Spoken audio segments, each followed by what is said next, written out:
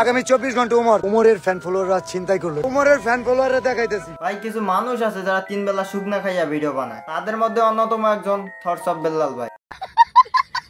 এখন অনেকে বলবে তোর এত সহজ বিল্লালকে নিয়ে ভিডিও বানাস, তাদেরকেই বলি পুরো ভিডিওটা দেখো, তোমাদের অ্যানসার পেয়ে যাবা। একজন ইউটিউবার যখন দাবি করে সাবস্ক্রাইবার নাই আমার ভাই, তাহলে ভাই যে চিন্তাই করলো।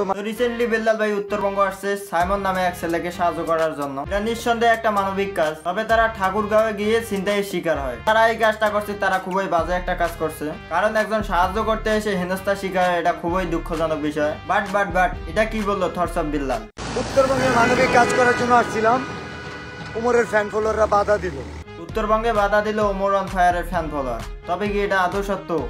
হ্যাঁ, হতেই পারে সত্য, কিন্তু বিল্লাল ভাই বলছে তার মানে প্রমাণ দিবেই। আমি একটা ভিডিও দেখছিলাম, ওমর নিজেই বলছে তার ঠাকুরগাঁও বিশাল একটা ফ্যান বেজ আছে। একজন পপুলার কন্টেন্ট ক্রিয়েটরের সব জায়গায় ফ্যান বেজ থাকবে, এটা স্বাভাবিক। তোমার ফ্যান বেজ যদি ছিনতাইকারী হয়, সেটা দায় তোমার নিতে হবে। থটস অফ বিল্লাল বলছে ওমর অন ফায়ারের ফ্যান পেজ ছিনতাই করছে। তবে থটস অফ বিল্লাল কিভাবে বলে সেটা ওমর অন ফায়ারের ফ্যান পেজ ছিল।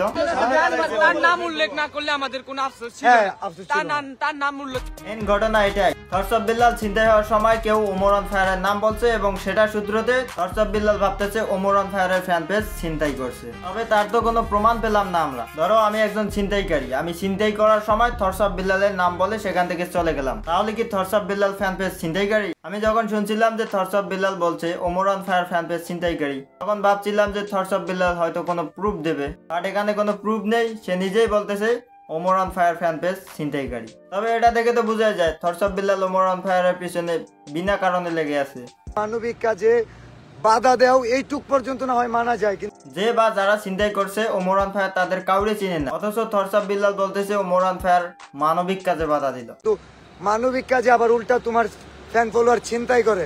ভাই আপনি চিন্তায় হয়েছেন এটা মানলাম, কিন্তু ব্রেনলেসের মতো একজনের নামে মিথ্যা এলিগেশন দেবেন সেটা তো মানতে পারলাম না। তাছাড়া আপনার কাছে না আছে কোনো ভিডিও ফুটেজ, না আছে কোনো প্রমাণ, তবে ওমরের দোষ কি সেখানে? এই ব্যাগ খুঁজে বের করে দিবে উমর আগামী 24 ঘন্টার মধ্যে। কে বা কারা তাদেরকে চিন্তাই করছে সেটা নিজেও জানে না। ওমর অন ফায়ারকে বলতেছে 24 ঘন্টার মধ্যে তাদের জিনিসপত্র খুঁজে চাচ্ছে। ভাই নেশা করবেন, নেশা করারও তো একটা লিমিট থাকা দরকার। উমরের ফ্যান ফলোয়ার ছিল কিনা? ওখানে দেখলেই বোঝা যায় সবগুলো আপনার ফ্যান। তবে আপনি তাদেরকে জিজ্ঞেস করতেছেন যে এখানে ওমর অন ফায়ারের ফ্যান পেজ ছিল কিনা। ভাই কাউরে ফাঁসাইতে হলে এত ছোট নাটক সাজিয়ে কখনোই ফাঁসাইতে পারবেন না, আরো বড় নাটক করতে হবে।